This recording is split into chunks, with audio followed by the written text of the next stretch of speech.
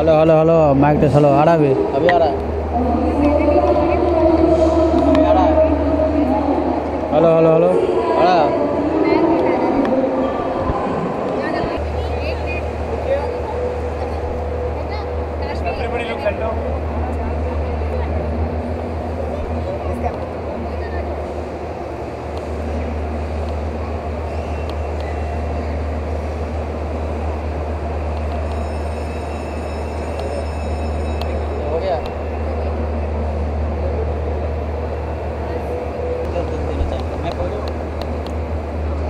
समाज को इसमें संदेश यही देना चाह रही हूँ कि हम ऐसे देश में हैं जो सबसे ऊंचा देश है, जहाँ तिरंगा सबसे ऊंचा होता है, जहाँ स्त्रियों की पूजा की जाती है, जहाँ सती हुई हैं, जहाँ पे सावित्री जैसी महिला पैदा हुई हैं, जहाँ सीता जैसी महिला पैदा हुई हैं, जिनके बारे में हम हमेशा पढ़ते आ रहे हैं, हमेशा सुनते आ रहे बचपन से कि औरतें कितनी महान होती हैं, उन्होंने कितनी सारी बलिदान दी है। और फिर इसी देश में ऐसा क्यों हो रहा है कि लड़कियों के साथ कभी बलात्कार हो रहा है, कभी छेड़खानी हो रही है, कभी उनके घर में ही उन्हें सब हरास कर रहे हैं या घर में ही उनका शोषण हो रहा है। और ये शोषण करने वाले, मैं ये नहीं कहूँगी सिर्फ पुरुष हैं, महिलाएं भी शामिल हैं और ख़ुद वो महिलाएं जो शोषित होती हैं। तो ऐसा हमारे देश में क्यों हो रहा है?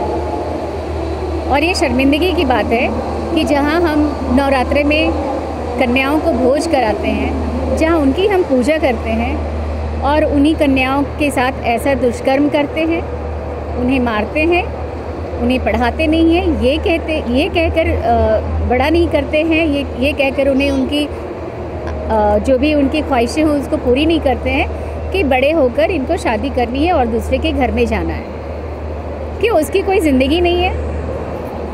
क्या उसका कोई अस्तित्व नहीं है? तो मेरी ये कोशिश है कि हम सरकार के साथ मिलें और ये समाज का कार्य करें। हमारे मोदी जी का भी की भी भावना यही है, बेटी बचाओ और बेटी पढ़ाओ। जब तक बेटियां बचेंगी नहीं तो बेटी पढ़ेंगी कैसे? और जब पढ़ेंगी नहीं बेटी, बचेंगी बेटी नहीं, तो सृष्टि बचेगी कहाँ? और ये कोई सृष्टि आपदा नहीं है, ये इंसानियत आपदा है। सृष्टि आपदा होता है भूकंप, सुनामी, वज्रपात, ऐसी चीज़ें होती हैं, लेकिन ये सारी चीज़ें तो इंसानों द्वारा रची हुई है, इंसानों द्वारा की हुई है। तो प्लीज़ इस पर रोक लगाएं, इसे समझें, स्त्री को सम्मानित करें, स्त्री को सम्मान दें। आपको पता है कि इतने सारे देवता मिलकर भी 2 राक्षस को मार नहीं सके, तब उन्होंने दुर्गा की रचना की, 10 हाथ वाली दुर्गा, और उससे उस 2 राक्षसों का संहार कराया। आप सोचो कि अगर हम में से कोई एक दुर्गा बन गया या एक दुर्गा बन गई तो क्या होगा? कहाँ जाएंगे वो महिषासुर? तो हमें ललकारो ना, हमें आवाज़ ना लगाओ, हमें इतना ना जुल्म करो, हम पे इतना हमें सताओ ना कि हमें दुर्गा बनना पड़े। हम आपकी बेटी हैं, हम आपकी बहू हैं, हम आपकी पत्नी हैं, प्रेमिका हैं, दोस्त हैं, हमसे ही सारे रिश्ते हैं। तो हमें बचाओ, हमें सम्मान दो, हमें मान दो, हमें रिस्पेक्ट दो, क्योंकि हमें रिस्पेक्ट देंगे तो आपको रिस्पेक्ट मिलेगा। आपको क्या लगता है कि आपने जो नाटक किया ये समाज में एक अच्छा मैसेज समाज को दे पाएंगे? बिल्कुल, ये मुहिम तो हमने छेड़ दी है। मैंने कहा ये आगाज़ है, ये मेरा पहला कदम नहीं, हमने इसके पहले भी बहुत सारे किए हैं और ये कई सालों से, हम 2-3 सालों से करते हुए आ रहे हैं और हर क्षेत्र में महिलाओं को देखा है शोषित होते हुए। तो मैं चाहूँगी कि हर बार, हर पल, हर समय ये आवाज़ पहुँचाएं। और हमेशा मैं ये जो हमेशा की हूँ, मैं चाइल्ड हेल्थ फाउंडेशन, ये हमारी कविता जी हैं, चाइल्ड हेल्थ फाउंडेशन से जुड़ी हुई हैं और इनके साथ मिलकर मैं हमेशा इस तरह के काम की हूँ, खासकर सेव द गर्ल चाइल्ड। और सेव द गर्ल चाइल्ड का मतलब सिर्फ सेव द गर्ल चाइल्ड नहीं, लड़कियों को बचाना, ही नहीं है। लड़कियों को बचाना यानी कि सिर्फ भ्रूण हत्या रोकना नहीं है, वो आपकी इज्जत है। आप अपनी इज्जत को बचाओगे तो समाज बचेगा, परिवार बचेगा, देश बचेगा। आप क्या कहना चाहेंगे? मैं तो सिर्फ यही कहना चाहूँगी कि लड़कियों को हर कदम पे कदम आगे बढ़ानी चाहिए और अलर्ट रहना चाहिए। इसके लिए कोई डर नहीं है। प्रधानमंत्री जी ने भी हमारी सहायता की है और हर चीज़ में हमारे लिए हर जगह पे गवर्नमेंट भी हमारे साथ है और हम चाइल्ड हेल्प फाउंडेशन जैसे NGOs भी हमारे साथ है। इसलिए कोई डर की बात नहीं है और हर लड़कियों को अपने कदम एकदम निडर होकर आगे बढ़ाना है। आपका इस नाटक में क्या रोल था? मेरे तो 3 रोल थे। एक बार मैं पंडित जी बनी थी, दूसरी बार में मैं वो बनी थी जो मैं विदेश जा रही हूँ पढ़ाने के लिए, बेटी होकर विदेश जा रही है पढ़ाने, और तीसरे में तो हमारा रोल था कि हम एक्टिंग कर रहे थे। और थैंक्स टू रागिनी मैम और चाइल्ड हेल्प फाउंडेशन ऐसा मौका हमें मिला। आपका इसमें क्या रोल था? हमारा पहले सीरियल में जो रोल था वो एक काकी का रोल था, जो गांव में ज़्यादातर आपने देखा होगा कि जो बूढ़ी बूढ़ी होती है ना, उनका रोल था। और दूसरे में जो था, मैं डॉक्टर साहब जो बने उनकी वाइफ बनी हूँ, जो थोड़ी कम पढ़ी लिखी है। और तीसरे में आपने देखा कि हम लोग सिर्फ पढ़ रहे हैं और ये लोग एक्ट कर रहे हैं, बस यही था। और हम थैंक यू मैम और सबको बोलना चाहेंगे कि उनकी वजह से हमको ये मौका मिला कि हम यहाँ पर नाटक प्रस्तुत कर सकें अच्छे से अच्छा। अब जितना भी हुआ है कोशिश हमारी यही रहेगी, अच्छा हमारा मैसेज पहुँचे सबके पास, ताकि आगे जो हत्याएं हो रही हैं वो ना हो कभी भी, और बच्चे बचाएं, लड़कियाँ खासतौर से बचाई जाएँ, क्योंकि वो बचेंगी तभी हम लोग की जनरेशन आगे बढ़ेगी। और इसलिए यही चाहेंगे कि जो भारत में जो चालू हुआ है कि लड़की बचाओ, उसको हम लोग बचाएंगे, ज़रूर बचाएंगे। रागिनी जी के बारे में क्या कहना चाहेंगे? वो तो है ही हम लोग की गुरु है, तो वो बहुत अच्छी हैं और जितनी अच्छी है उतना ही उनका मन भी अच्छा है, नेचर भी बहुत अच्छा है उनका। और ये जो काम कर रही हैं वो, उसमें तो हम लोग ने उनका सहयोग कर रहे हैं। मेन काम तो वही वो कर रही हैं, हम लोग तो सिर्फ जुड़े हैं उनसे। तो हम यही चाहेंगे वो ऐसे ही काम करती रहें और हम लोग उनके साथ सहयोग देते रहें। आपका इसमें क्या रोल था? जी, तीनों नाटकों में 2 में तो मैं एक गाँव वाली, टिपिकल गाँव वाली जो औरतों के खिलाफ, औरत होके भी औरतों के खिलाफ हूँ, वैसा प्ले कर रही हूँ। और तीसरी में मैं खुद वो औरत हूँ जिसका गर्भपात यानी अबॉर्शन किया जा रहा है और कैसे बेरहमी से किया जा रहा है। तो वही मैं दुनिया वालों से कह रही हूँ कि कैसे निर्दय हो तुम, एक बेटी नहीं चाहिए तो बहू क्यों चाहिए, ये सब कह रही हूँ मैं। और बस, और आजकल रिसर्च भी कहता है कि ये मॉल जैसे इलाकों में करना, ऐसे स्ट्रीट प्लेस बहुत ज़रूरी है, क्योंकि रिसर्च कहता है कि गांव वालों से ज़्यादा शहर वालों की मेंटालिटी ऐसी होती है, सोचने का तरीका ऐसा होता है कि जैसा टिपिकल बहू की बेटी नहीं चाहिए, गांव वालों से ज़्यादा। तो बस ये एक चीज़ प्रीच करके, ऐसा प्रचार करके आगे एक अच्छा भारत, ऐसे पुराने ख्यालों वाला भारत नहीं चाहिए, इसके लिए ये कदम बढ़ाए रागिनी जी, मेरे गुरु जी, चाइल्ड हेल्प फाउंडेशन की तरफ से और रागिनी कला सांस्कृतिक ट्रस्ट की तरफ से। क्या इस नाटक के लिए आपने पहले रिहर्सल किया? जी, रिहर्सल तो किया है हमने, बहुत रिहर्सल किए हैं पहले। रोज़ देर रात तक हम लोग रिहर्सल करते थे। हमारे पेरेंट्स लेट हो जाता था, 11-12 बजे तक हम रिहर्सल करते रहते थे, पर फिर भी वो एक अंदर से आवाज़ आ रही थी कि नहीं, कम हो रहा है, क्योंकि ये जाके आगे बढ़ेगा नहीं। तो फिर भी आज जितना भी हमने किया है, हम बस यही चाहते हैं कि जो भी है लोग वो सुने और एक्चुअली इस मैसेज को घर लेके जाए और इस पर सोचें और इस पर कुछ अप्लाई करें। मैडम आपका क्या रोल था? मैंने एक रोल किया, मैंने तीनों में अलग अलग रोल किए थे। पहले मैं एक गौशाला की ये बनी थी, जिसमें लाइक बेटी के जन्म को बहुत अच्छा नहीं माना जाता है, तो उसी को हम थोड़ा अच्छे से लाइक बता सकते हैं कि बेटी कितनी अच्छी होती है। उल्टा बेटी और बेटा एक समान नहीं होते, बेटी काफ़ी बढ़कर होती है बेटे से, ये बता सकते हैं। और लाइक मैं दूसरे इसमें मैं सब जानती थी, बट फिर भी मैं नहीं बोली, तो मुझे बोलना चाहिए था पहले, ताकि उसकी और मदद हो सकती, ताकि उसके गर्भपात ना होते। और तीसरे में लाइक सभी को, मैं बच्ची बनी थी, लाइक मुझे समझ में आया तभी कि एक बच्ची को मारना कैसा हो सकता है, कितना दर्द भरा हो सकता है वो, कि एक जान है जिसे आप ख़त्म कर देते हो, जो किसी आस से आपके पास देख रही है कि हाँ मैं इस दुनिया में आने वाली हूँ, और उसी को आप इतना बेरहमी से मार देते हैं, वो उसी का थोड़ा अच्छा हम एक अवेयरनेस कर रहे हैं, जो वो ना करे तो वो बेहतर होगा। Thank you.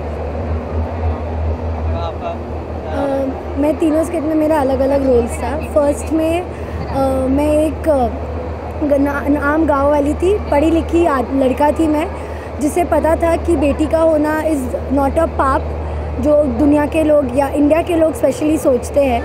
तो मैं बिल्कुल खिलाफ नहीं थी कि बेटी हुई थी। इनफैक्ट मैं बहुत ज़्यादा खुश थी कि एक बेटी हुई है। सेकंड में आई वाज हस्बैंड, मैं एक पति थी जो बहुत बुरा है बेटी नहीं होने पे अपनी पत्नी को मारता है, उसे कोसता है, गालियाँ देता है, जो बिल्कुल सही नहीं है एंड थर्ड स्किट में मैं एक डॉक्टर बनी थी। तो जब हम प्रैक्टिस करते थे और मुझे मेरी मैम कहती थी कि आप ऐसा एक्ट करिए, आप ऐसा एक्ट करिए, आपको ऐसा दिखाना है, क्योंकि डॉक्टर्स एक्चुअली में ऐसा करते हैं। मुझे गंदा लग रहा था कि how can somebody be so ruthless कि वो हॉस्पिटल में जाता है, बच्चे को गिराता है, चाहे वो लड़का हो या लड़की हो, at the end of the day वो आपका बच्चा है और आप ये कैसे कर सकते हैं। बहुत ही गंदा मुझे लगता था वो करते time, but this is the fact. लोग करते हैं, जो रुकना चाहिए, you should not do it. जो भी मिलता है सब भगवान की देन होती है। हमें थैंकफुल होना चाहिए कि एक औरत को थैंकफुल होना चाहिए कि वो एक बच्चे को कंसीव कर सकती है, अपने गर्भ में ले सकती है। तो इसके थ्रू हमारी कोशिश थी कि हम लोगों को बताएं कि आप जो कर रहे हैं वो गलत है, stop doing it, because it's not good for the society and we all have to work towards the society together. तो यही हमारा मैसेज था। और हम चाइल्ड हेल्थ फाउंडेशन के थ्रू और मेरी टीचर जो मेरी गुरु है उनके थ्रू मुझे बहुत अच्छी अपॉर्चुनिटी मिली कि मैं लोगों के बीच में जाऊँ और कुछ करूँ, कुछ समाज के लिए अच्छा करूँ। Thank you. एक्चुअली मैं कहना चाहती हूँ कि बेटी एक शब्द नहीं है, बेटी एक एहसास है, जो आज मैंने एहसास किया। जो रोल आज मुझे मिला था वो सिर्फ रोल था, लेकिन जो मुझे फीलिंग थी अंदर, जो फीलिंग के साथ हम जब शुरू किए तो वो जो फीलिंग थी वो एकदम क्या बोलते एकदम सहमने वाली फीलिंग थी कि सच में ऐसा दुनिया में आज भी होता है। बेटियों की एक एक अंग काट के उनको अलग करके उनका अबॉर्शन करवाते हैं और लोग मान भी जाते हैं। ये सब अंधविश्वास है। मैं चाहती हूँ कि हम सब ये प्रण लें कि हम बेटी बचाएंगे, बेटी को आगे बढ़ाएंगे, उनको पढ़ाएंगे, लिखाएंगे, हर चीज़ करेंगे, क्योंकि बेटी ही सब कुछ है। आप उन्हें पढ़ाएंगे, आप खुद शिक्षित होंगे। आप उन्हें पढ़ाइए, वो आपको पढ़ाएंगे, वो आपके पूरे ख़ानदान को पढ़ाने के लिए तैयार है। बस थैंक यू। क्या कैरेक्टर था